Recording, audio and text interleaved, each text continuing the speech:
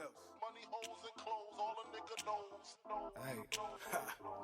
Hey, to all the ladies in the spot with they own knots, ladies that drops, they own bottles that they can pop. Hey, props to you, pray them ballers fly to you, drive to you, hope he give his knot to you. Cause not I, unless the thought fly. If she not, then we stop at Popeyes.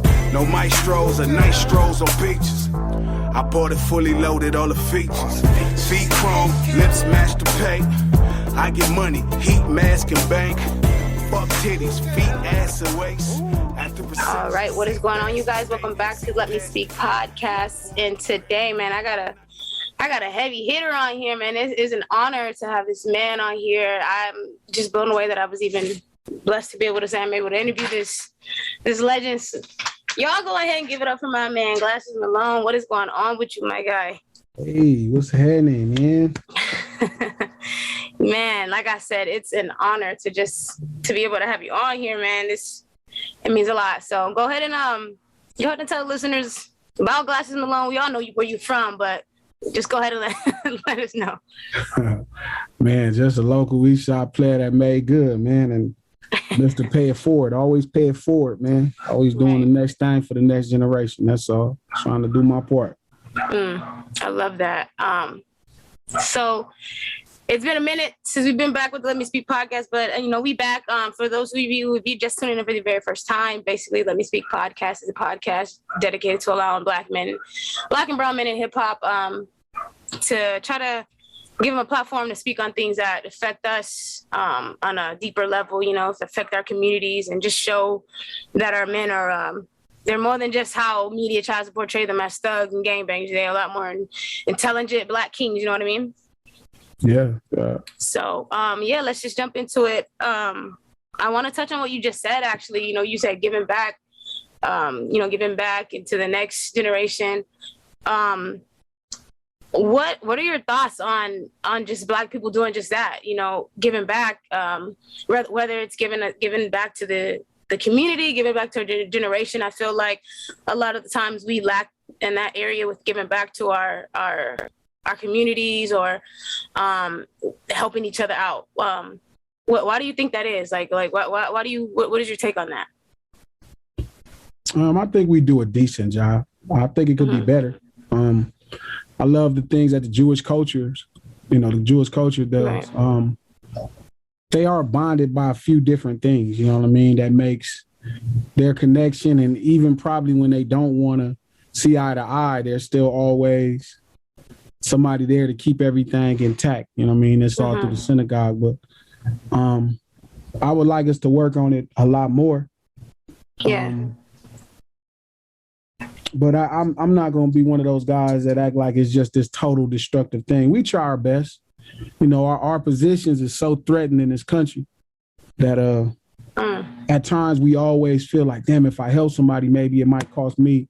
And don't nobody, want to go back to where ideally we come from. I mean, I guess that's everybody's biggest fear. Right. Notice some people feel that way. They don't want to go back to the same place as we started. So that paralyzes them with fear and make them only do good by people who don't really probably need the help as much. You said we feel like our positions are always under fire. We always on what you call it, walking on eggshells. I feel like even at the highest level, we always feel like we walking on eggshells. So it makes it a little bit more. Why do you think that is? Well, we the last ones on the wealth train. In this country. So we're the last ones on the wealth train. So whenever one of us do, pull ourselves up, I always laugh because,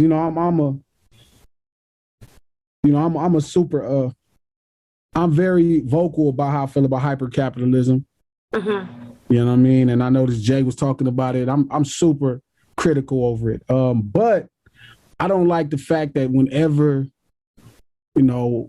somebody gets put in position and they put themselves in position, they work their ass off, it got to be something they cheating on or they're part of the Illuminati. I've heard more Black names are part of the Illuminati than white names. I don't think I ever heard of the average person in the barbershop tell me a white man was a part of the Illuminati, but So I think we That's always crazy. walking on eggshells. There's always a fear of our position being taken.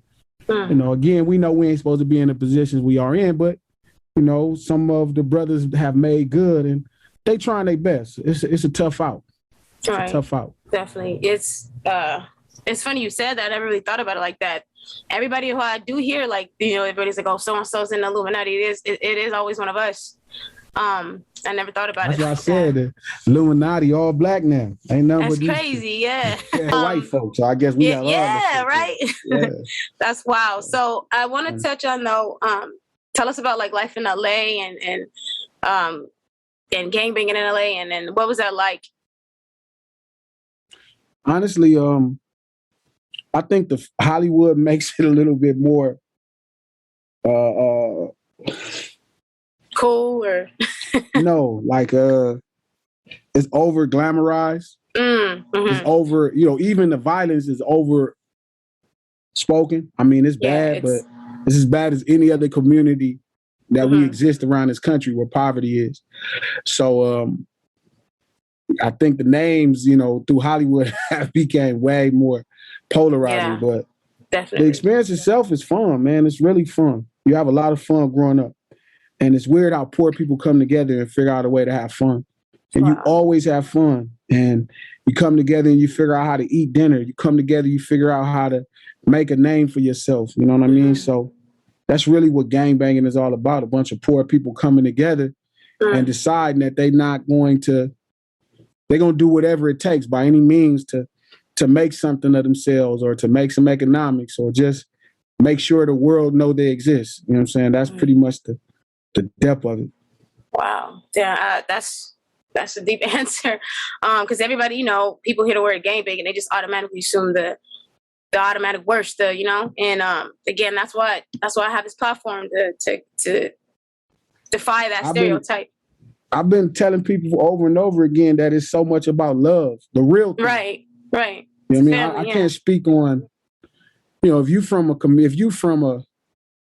you didn't grow up in the community that you are actively representing and you just found somewhere to be a part of, that's not what really gangbanging is about. You know what I mean? It's really the people that grow up poor together, moms on drugs together, the oppressed together, lack of resource together, and you just band together and, you just want the world to know you exist by any means. You know what I mean? So it's more love driving it. Even when when you hear about the violence sometimes and settling disputes and conflict, it's because something happened to somebody you love. And it's all dealt with in this really primitive type of way. So it's more love driving it, the real thing, than anything. You know what I'm saying? Now I want to ask you, what do you think the influence that that gangbanging has had on rap? Because obviously it's the big influence. So how do you feel like that has played a part in influencing rap? And also, how do you think that it's influencing these younger generation? Because this younger generation of gangbanging, they are a lot different from your generation. I don't know what they doing. I mean, you know what? It's not. So hip hop, at the genesis is all about hip hop was started by gang. Right. A lot of credit don't go to the Black Spades and all of the other guys, but all those guys were stick-up kids and part of crews and gangs and shit. You know what I mean? So gangs on the West have this different connotation to every other one, but it's all the same. So, I think LA street culture, that's what we call gangbanging. The street culture in Los Angeles, in South Los Angeles, is very catchy. You know what I mean? Yes. The whole feel of it, the fashion of it, the lingo of it, again, Hollywood is in our backyard, so we have films made on it a lot earlier than most people around the country. So I think the impact is in any traditional sense. You know what I'm saying? It's the fashion is there, the lingo is there, the naming, how you represent the group, the community is there. Like it always has been, but ours is just different. As far as today, I mean, people are still poor, people still oppressed, people still stuck in these urban street communities. So gangs don't exist as long as, people are being oppressed from, they're being denied opportunity and economic, growth and just purely like a fair life. So they're gonna do what they got to do. Right. What's going on with a lot of the young dudes is they just looking for a home. Else. Yeah, they just looking for a home. I respect a lot of the stuff they doing though. I mean, I appreciate they not robbing Miss Jackson on the block no more. If you're gonna rob somebody, they going after some real big fish. They going after $40,000 and $50,000 Rolex watches and Beverly Hills. Sure, so yeah. I respect that more than them robbing Miss Jackson for her last $200 she been saving up for 2 months. But no, that is true. I just think that they're all looking to be a part of something, and they go out and find it instead of lost. Whatever's right outside their house. Right. And I think that kind of makes it tough to have a bond with somebody. It's just a lot more ridiculous and dramatic. You know what I'm saying? You always have extra problems if you don't. The thing is, all of the communities that we, had issues with, we pretty much grew up with all of the members from around. So even those things are solved differently. They're carried out differently versus some stranger looking for a place to belong and coming just raising hell because he don't know nobody in these communities. He can make that situation worse. So I think these kids are still looking for somewhere to belong to, and they're finding it just don't happen to be people that they grew up with. They hold right. And doesn't always end up good for them. Never. Yeah. This is tough. And in correlation to with gangbanging, and you mentioned how people only see the violence. Now in LA, especially, I feel like people tend to get killed in their own hoods. They tend to get killed in their own hoods. Again, especially in LA. And why do you feel that is? That people are we're killing our own. Again, is all issues dealt with primitively. Once you force somebody into the corner, you pretty much limit their vision of possibilities and options. The world get real small. You know what I mean? So sometimes we'll say people all from one gang, but they might be from 4 or 5 communities. Some of these gangs and territories are huge. Like some of these whole gangs are the size of Watts, where there's 100 gangs. There might be one gang on the west side that's the same territory. So we might say 2 people from the same, hood, but they really didn't grow up with each other. So there's no, you don't have the same respect for that person, mama. The things that bond you together and make you think twice about any bad decision you're gonna make. So that's the first thing. So, 2 is drugs. You get a lot of people high. You know what I'm saying? They just start making bad decisions and brash decisions. And again, we could blame this, but again, it goes into drugs and how is all this prescription medicine on the street like this? Right. How aren't the companies being investigated? It's big, medicine on the street, like real I won't even call it drugs, medicine on the street. Yeah. And people are using it recreationally. And it's just really, have them making really bad decisions. So I think that's the 2 things that are driving it. So even when there's, inter-community issues, those are the 2 things I'm really mindful of. Right. Right. Does that kind of go into why there's so many different types of the same gang? Like there's different kind of Crips and. That's just as good as the streets. You know what I mean? It always. The concept of Crip already separated right when they started East Side and West Side Crip, and then it became Compton Crip. So, poverty keeps it very. You feel like the world is a lot smaller than it is when you're poor, or you're such oppression, mom, all this stuff.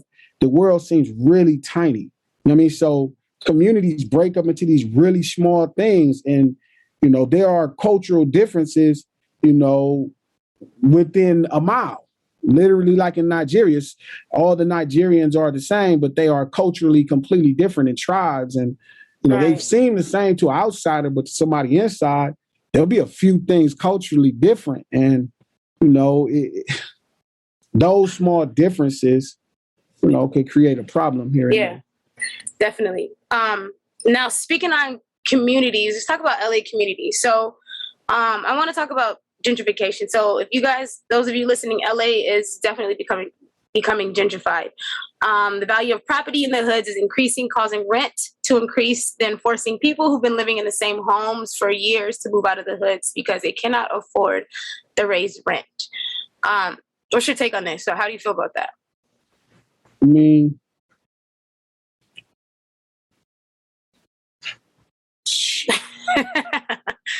I don't like it naturally. Something about my spirit doesn't like it, but you know, maybe a new start is what some people need. You know, but I definitely don't like it. It's not, you know, they're not doing a good job still transitioning these people into, you know, we're not doing a great job transitioning people into lives. You know, once they leave this community, at least be able to go to another community where there's a career 4 miles away where you could buy a house and start to do the right things with your life. Right. You're moving people from one ghetto to another and they just want the property. So, again, it's all driven by economics. It ain't really driven by anything positive. Yeah. So like you really said, like champion it. Yeah, I really can't champion it. Do you know anybody personally that's suffering or dealing with this, or that might have to? I've known a lot of people. Yeah, a lot of people. Go ahead. I'm sorry. No, I've known a lot of people. Man, it's tough. You know what I mean? People have to relocate. They've been there generations, a generation or 2, 3. You know what I mean? This is all they know. And they are relocated to a place where they don't know anything, and the opportunity is probably worse. Right. If you take somebody from Watts, you know what I mean, and you kicking them out to Jordan Downs, and then you know move them to Lancaster where there's less opportunity. Right. It's almost like you even making it worse. You know what I mean, for just economics. So I can't really get behind it. Yeah, I'm with you on that one. It's. I can see if they was relocating them to Santa Monica. We got 5 families and we're going to get them in places in Santa Monica where there's opportunities and a different life for your kids. It's like, we're going to put them out in Hemet. Like you said, where there ain't nothing out there. There's less jobs now. Like, if jobs was already 40 miles away, now jobs are 120 miles away. Making things less accessible and just making life harder for our people. It already was hard, and now it just got harder, and it's hot. So that makes all the frustration worse. And you know what summer do to the streets? Yeah. One of my friends call it killing season because niggas just get hot and it just make people be tripping. I wanted to switch subjects now. Have you been following the Young Thug case? Yeah, not a ton, but a lot enough. Okay, so obviously you know the gist of it. Now, recently, California State Senate and Assembly approved the bill that prevents prosecutors from using rap lyrics and other creative works during criminal proceedings, and this could soon become a law. So, what is your take on that? Especially you being a rapper, how do you feel about that? I mean, I think that's great, but I think a lot of times they're not using lyrics. You know what I mean? I think I've seen a case where they use lyrics and it fell apart. It's not a real strong case, but I think they glamorize. I think hip hop or rap is on the chopping block a lot of times. You know, it's a pretty good thing to blame. It's easy to blame it. So, you know, I think like you have the lady in Georgia, she's like, oh, you know, they're saying this in their songs, but they got, 30 snitches in the case. It's like they don't need the lyrics. They got a real case. So maybe it'll stop. Maybe some agencies are using lyrics to get warrants. Maybe it'll stop that. Mm-hmm. I think for the most case, they're not using lyrics. They pretty much like even in a Thug case, I told my buddies, I'm like, man, a case that big, they got a lot of people telling. And come to find out, they got over 10 people telling in that case. So, you know what I'm saying? The lyrics don't matter. They could take every lyric out the sky and it won't matter. They got people telling, and it's gonna be tough. I'm nervous with that. I don't even. Yeah, and you know what's funny? I think what's most important in that case, and nobody's speaking on, is the drugs. They went in this house and found pills, and they went in this house and found all that, the lean in the refrigerator. It's like, these are real issues that could cloud your judgment. You know what I'm saying? And I think we need to really start taking these things into account in these cases. Like, this is somebody that probably need to be in a drug program, a serious one. Right. And you know what I mean? And not necessarily jail, but they understand it when it's happening to folks that's right. That brings me to my next point. I want to talk about mental health, or dealing with mental health, battling within the rap game. Like you said, that could be a person who needs help, and he's using all these drugs and all these things to help him to mask whatever it is he could be going through. Now, I'm not saying that is the case with Thug, but that could be, you know what I mean? So what is your take on, let me just start by saying, I feel like Black men, one, they don't like to face that. And it's almost like an unwritten rule that Black men cannot show any kind of vulnerability in that sense. And if you use words like mental health, a lot of times it gives a connotation that man is weak. So what is your take though on men on Black men dealing with that, especially within the rap game, dealing with mental illness and trying to battle that while being a Black man, period? It's funny. I talked to Charlamagne and Van and different people who really are big mental health people. That's their focus and target. I'm one of the people that's kind of like no different than your body being sick. You know what I mean? Like it's different because you can't truly diagnose it. I mean, and I think that's where it gets dangerous at. Trying to diagnose it and say, oh, this is what's wrong with this. It's not like when you catch the flu, you can test for it. And mental health is a bit funny to where they could just diagnose it off of what you're saying. Mm-hmm. But I don't really know enough about it to really deal with it. I mean, I think mentally I'm unhealthy sometimes, just like physically, sometimes it's bad, but like anything else, does medicine really help? Is medicine the solution? You know what I mean? Like I don't know if medicine actually heals your body. I mean, but I do think that I'm not the person to speak on it well enough. I don't really know, but it's a great conversation to happen, and anything to benefit the Black man's mind is dope to me. So long as it's the benefit of mine, you know what I'm saying? I'll just support it and figure out exactly what's going on later. Right. Agreed. Let's switch topics again. Right, so yeah, I know you recently celebrated the anniversary of Glass House 2. Tell us about that album. What does that mean to you? Celebrating this. Just go ahead and tell us about that. That record specifically was special to me because when I first came into hip hop, I came into hip hop being able to tell a story through lyrics of songs and placing them together like a play or a skit. Like I had no idea about records or hip hop. But that's 2006 and 7. By the time I got to Glass House 2 in 2015, I finally figured out what records were about, what hip hop was about. And it was my first project that I was able to put together sonically, that when I listen to it, I feel like, this is a record that's like Quick is the Name or The Chronic. Like it rivals those type of records where I co-produced most of the records on there. And I just made a bunch of really great records and an overall good project. And that just was special to me. I listen to it now and like it compete with some of my favorite projects I liked when I was a kid. And that was the most important thing, making a project to me that I liked as much as Quick is the Name or Doggy Style or The Chronic or, All Eyes on Me, any of that stuff. I wanted to make a record that I liked as much as that. What was your favorite one on that album? It's changed a couple times. It started off being Too Hood with Game. Knock It Out was a favorite. I have a version of that me and Teddy Riley co-produced with Homie Sega that I never put out. I have a remix version of Too Hood with Nip Hussle I never put out. My favorite one is probably Nothing Else. Okay. Nothing Else was one of mine. It got a lot of soul. I want to just ask real quick before we get out of here.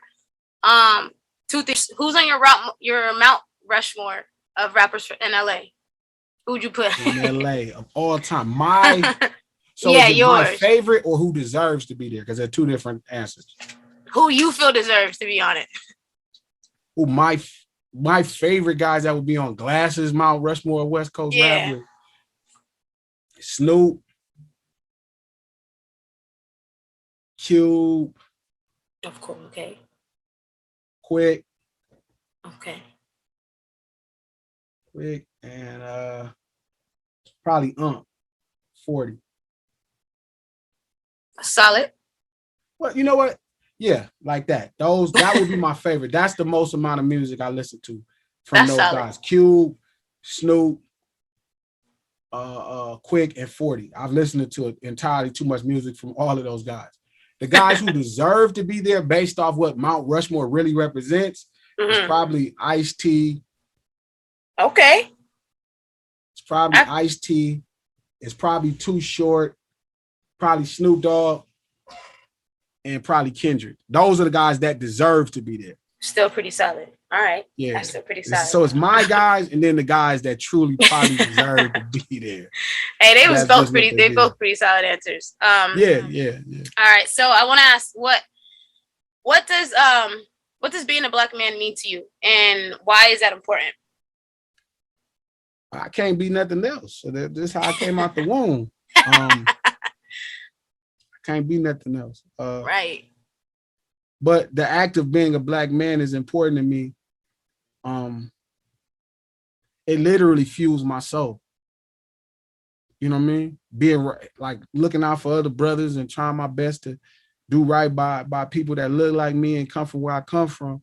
It fuels my soul. It's the reason why I could be in hip hop right now, because I try my best to do right by everybody that was a brother, in the business. So, my mind is fresh and healthy and, I look, healthy, I'm fine. So, but I think that comes from just what I pour into people, whether it's a DJ head, whether it's a artist, different artists I've helped throughout the time. Right now, the LA Giants, helping them keeps me fresh, keeps me focused.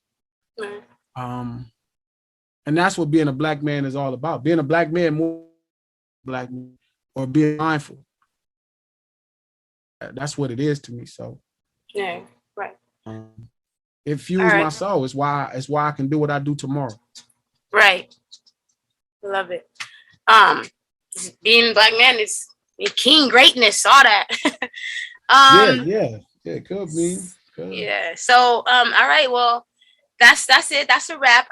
One more time, I just got to give it up for my man, Glasses Malone. Thank you so much. I can't thank you enough. Also, man, thank really you fast before we get out of here. You probably don't remember, but years ago, I'd probably say, man, maybe past 7 years ago, I was interning for this little small internet radio company called LA Talk Radio. And I remember that. The girl, my manager, I guess, the one who she hired me, she set us up with a photo shoot, and it was for you. And I'll never forget. You had on all white, and that's crazy because I had the pictures in my old phone, but I got to see if I can still find them. But it's just crazy that I remember I was like, damn, like taking pictures of you and like helping out, and then now look, I'm here interviewing you. So it's just manifestation, y'all. Certain people worked at the front desk of Universal Music. Now they are the head of A&Rs. Right. So that's why that's something else. You got to act like you got some sense with everybody, because the motherfucker who was opening your door be the motherfucker shutting it in your face. Sure will. I'm sure I was good to you, so I ain't worried. Yeah, no, you was cool. You was hella cool. I have no nothing bad at all to say. Yeah. But yeah, so yes, that's a wrap. And one more time, thank you so much. Thanks for having me, Queen. That's all I love. All I know. That's all the niggas know. Yeah. All I know. And I don't know nothing else. And why would I? Hey, I'm Ray Charles with two good eyes. They say young is when the good die. So pardon me for being bad. That's how I love my women. This bitch, she from Yemen. That pussy get wet, I'm about to go swimming. Eat it if it's sweet. Nobody likes a lemon. Love Jay, but new whips and I'm a Remy. Kobe B's a better. Kobe beef with cheddar. Dog, you don't know me if you thinking I'm a sweater. I'm a letter, cause that's what players do when she try and book.